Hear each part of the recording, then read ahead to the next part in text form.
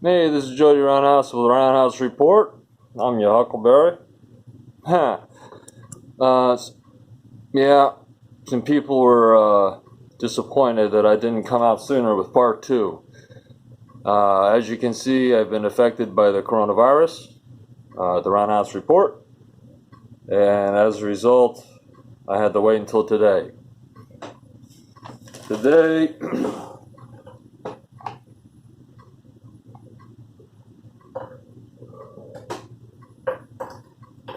it's important to date this stuff because these things are so fluid. This is part two of where the world, how good we were doing, and then suddenly, like, the collapse. All right, today is Saturday, March 28th, 2020, okay? I'm just joking about all this stuff, by the way. You guys probably are freaked out. No, I've been stockpiling stuff, though. I do that anyway, though. I got a note here. So, where I was rudely cut off by my phone. Ran out of freaking memory or something. That's to remind me. Let's talk about 2019, early 2020 review. Like a year in or year beginning review type of thing. You'd have to watch part one to have any idea where I'm picking up at. I'm picking right up where I left off.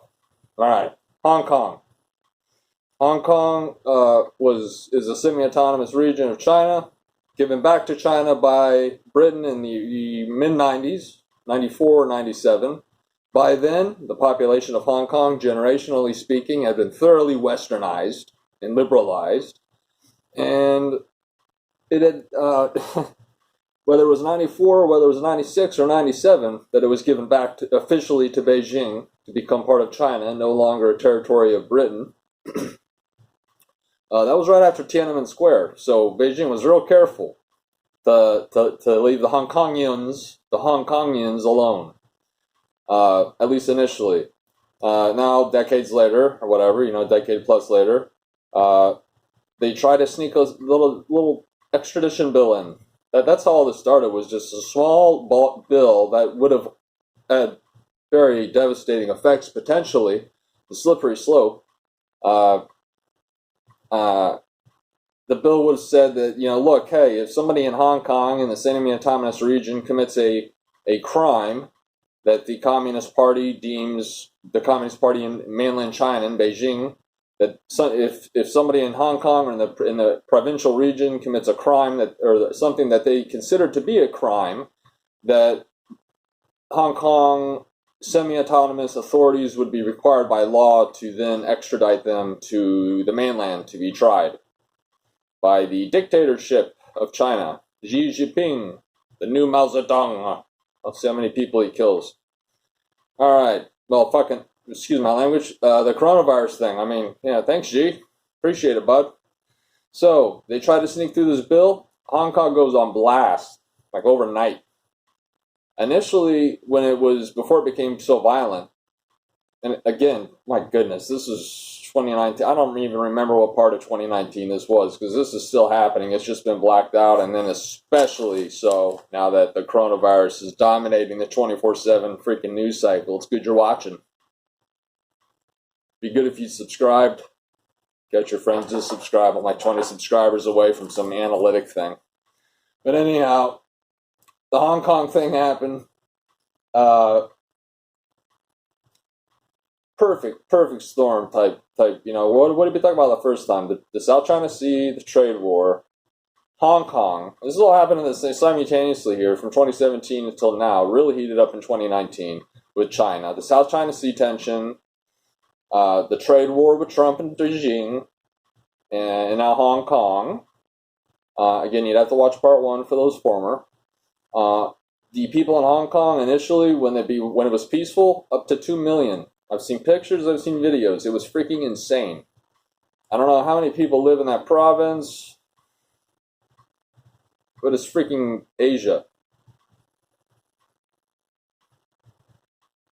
I didn't believe it at first. I was like, BS. No, I saw video and I saw pictures. Imagine like Times Square. Yeah, pack it. Google image like Victory Europe Day or Victory Japan Day from World War II when it's all packed. Freaking like that, except even more than that. Yeah, for like 2 days they did that. And in Beijing and the provincial authorities in Hong Kong were like, WTF? What just happened? Then it became violent. Again, there's that plausible deniability with Beijing and Hong Kong. The people who are elected into the authority in Hong Kong, the semi-autonomous region, still part of China, but semi-autonomous, allowed limited authority. They're elected and they have a democratic-esque type system. They're not elected in the traditional American sense, but they do have a parliamentary system, if I recall correctly. I don't know a whole lot about freaking Hong Kongian freaking politics, you know what I mean? But they did. It became violent quickly. Beijing was quick, and they put some troops on the border. Were initial reports again blacked out, and then oh gosh, I lost my train of thought. The coronavirus is everywhere, man. All right, it's even here at the Round House report. It's a round house. Look at it. It's a round house. The Hong Kong thing got out of control. It went from 2 million to hundreds of thousands. Violent protests, riots, etc. It went from just a couple million to only a few 100,000. Dead serious, look at the pictures, it's messed up. Now that was when it was sporadic. When it got real bad, when they started blocking up freeways with cinder blocks and tires and freaking throwing Molotov cocktails at Hong Kong troops. Hong Kong police. And who knows how many were actually from Beijing dressed up as Hong Kongians. But when it got real violent there and they were shutting stuff down, they shut down the whole freaking city. And keep in mind, it wasn't just some youth movement. This was the entire society, all walks of life. Because again, generationally speaking, from the end of World War II, before World War II, whatever, Britain has been in Hong Kong for a long freaking time, all right? And they only gave it back in the mid-90s to China.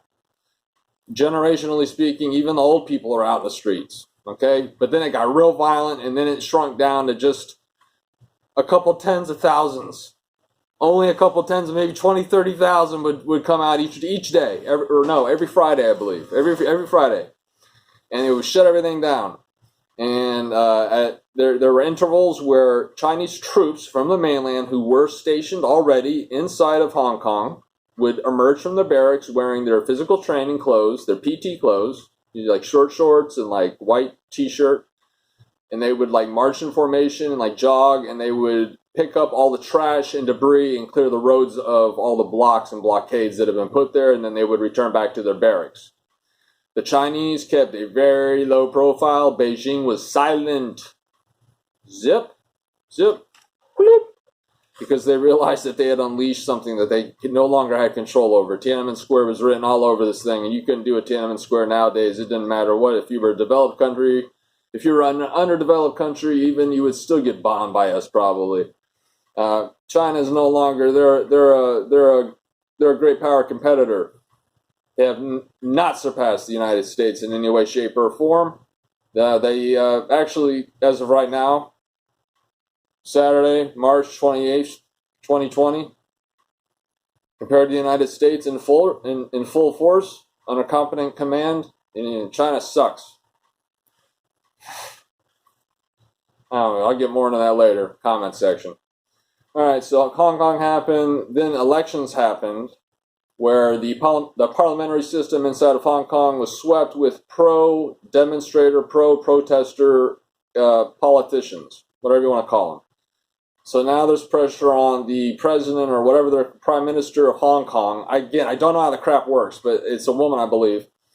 And she's under pressure. Beijing's like, WTF, then what happens? Well, by the way, I forgot to mention, North Korea this whole time is like firing freaking rockets and missiles and crap. All right, so we got that, that's happening too.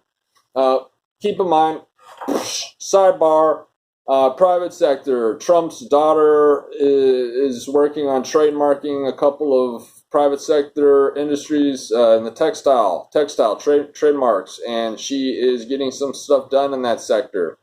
Boom! Back to the main part. Now, perfect storm. Excuse my language. Coronavirus. I drank coronavirus for breakfast with fresh lime, my friends. All right? Brown House Report. Jody Brown House. Quote. Corona freaking virus. Again, I don't know. It's March. Stirrings began in early December, at least in the mainstream, about something happening in China, some kind of sickness, and then now 4 months later or so, 5 months later, it's a global pandemic. As of right now, New York State is the global epicenter. China is recovering, thanks to the lies told by Xi Jinping and his rubber stamp government. Many people have died, many people have suffered, and the entire global economy is shut down. Thank you, China. The fact that so many global leaders have come down with coronavirus or have had near misses, as well as high-level elites like a lot of Hollywood, like Tom Hanks and his wife, they have it. There's a few others. These are people who, in relative terms, live very, very much more secluded lives than regular individuals. I understand they have summits and crap, but still, all parties involved live very much more secluded lives than the regular average person, Joe Blow on the street. So, if these Trudeau, does Trudeau have it? I'm not sure. Trudeau, I think his wife has it. Trudeau may have it. Bolsonaro, I believe, has it. The second in command under Rouhani in Iran, he died from it. A second world leader died from it recently. I forget from which country. Boris Yeltsin, Johnson, whatever his name is, the guy in the Brexit guy in England. Yeah, he has it. He has coronavirus. Yeah. Pence, he had a scare. His wife thought she was exposed to it. Turned out that they're okay. The fact that all these worldly people talk about, oh, Trump responds so slowly. No, he didn't. We just passed $2.5 trillion like a snap, bipartisan. Boom.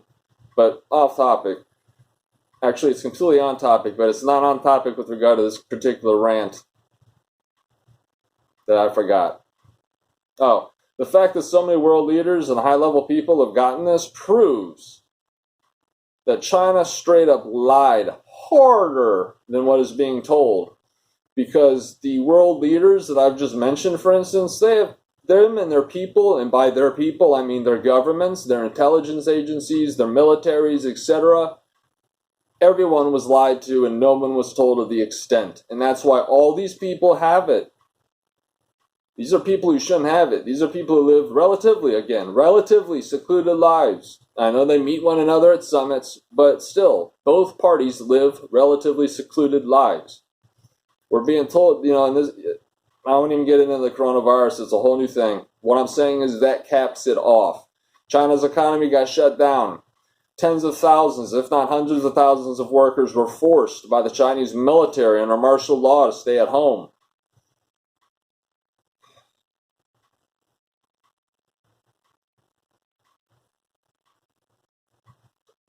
They were no longer producing product. They had contracts to fill that they could no longer fulfill.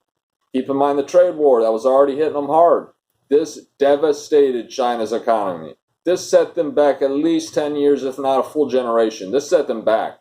This hurt them hard.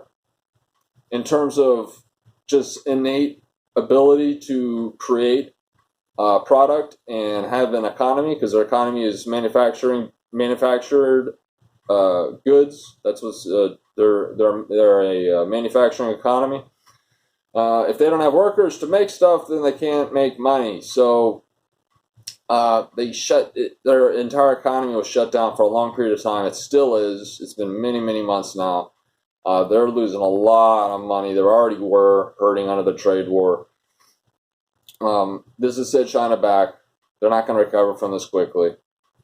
Freaking perfect. I mean, it sucks, but that's in the innate capability of the nation state of China. Their economy has been hurt. Their military and their ambitions in the South China Sea, as talked about in part 1, those have been on hold. Those have been stopped. Focus is now on containment, beating it, etc., and damage control. Because their soft power, nobody likes China anyhow. Nobody likes China. They've stolen so much crap from the United States, Israel, countries in Europe, I believe, even Russia, if I recall correctly. They've stolen, they can't, I don't know, they're Asian, but they can't think of this stuff on their own. I don't get it. Anyhow, this all attention military and in terms of territorial ambition is spoken in part one regarding Xi Jinping and his foreign policy in China. That's all been put on hold. Keep in mind, in Western China, there's more than 1 million of the Yingers, or whatever they're called, the Muslim hybrid ethnic mix blend of China / whatever, who have been put in concentration camps. Whatever happened to them? Were they hit with the coronavirus? Because no one really knows what's going on. They are concentration camps after all.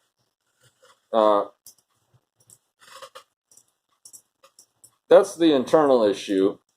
Everything is set on containment and getting their economy back. Their economy by, again, which was already hurting. Perfect freaking storm. This is awful for China. It sucks that so many people are hurt, but you know what? This could have been stopped in Asia. If Xi Jinping, I personally blame, because he's a dictator for life, the only one to hold that title other than Mao Zedong. Xi Jinping, president for life of China, leader of the Communist Party in China.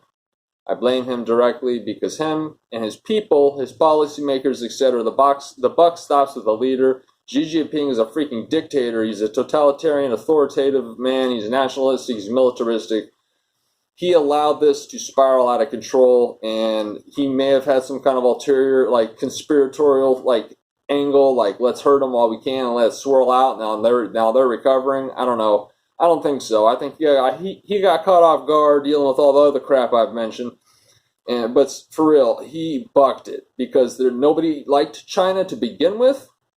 Not to mention them stealing, but also the unfair trade practices, hence the trade war, why it started. Nobody liked China to begin with. Now they freaking hate China. All right? Italy, my goodness. France is on lockdown. Germany's on lockdown. The United States is about to be on full freaking lockdown, it looks like. People are very upset with China right now. And they're already talking about a second wave coming through the southern part of the world, sub-Saharan Africa and South America. Yeah, thanks, China. Yeah. So the soft power that they didn't have to begin with has been just freaking ruined. It's been raked over the coals. All right, the next one is going to be about Iran. Iran had a very interesting year in 2019, coming into 2020. Yeah. All right, so I'm going to wait and let you hit me up with some comments here before I get into Iran. China's screwed. They've been set back at least a decade.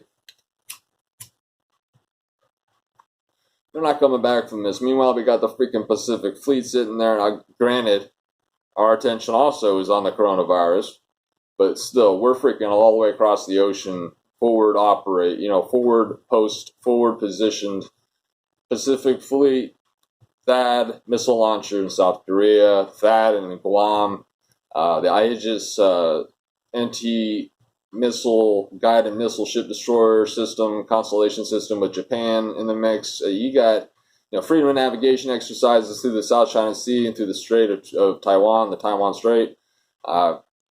Everything's looking dicey right now. On the next part 3, all right, which hopefully won't take me a few days to do. No pun intended or correlation intended, whatever. And then we'll talk about Iran and how the U.S. made clear that with the killing of Soleimani, the most powerful general in Iran, and not just a general, but a figurehead and a representative and an operational field commander. He wasn't just a figurehead by any stretch of the imagination. He was a very talented, operational, battlefield, on-the-ground, lead from the front commander. We made clear that the United States will only take so much under President Trump. You shoot down a drone, all right. You do this, all right. You light up one of our allies, Saudi Arabia, cut their oil production in half, all right. It got to the point where it's like, okay, they did something again. They stormed the embassy or something like that. This will come in the next video, get into more detail. But basically, we said, look, we're going to go overkill, no pun intended. If you attack us in any way, shape, or form and hurt any American, we're going to respond disproportionately They were like, yeah, whatever. They did an attack. We counterattacked Iranian targets inside of Iraq. The Iranian Hezbollah force, led by al-Sadr and his people under the Popular Mobilization Units, moved into the green zone, into the embassy, and then we dropped a bomb and killed their most powerful general, General Soleimani. That's where we'll start the next time. All right, again, Saturday, March 28th, 2020. Roundhouse Report. All right, leave some comments. Let me know what's going on. My mind, got my eye on you. All right.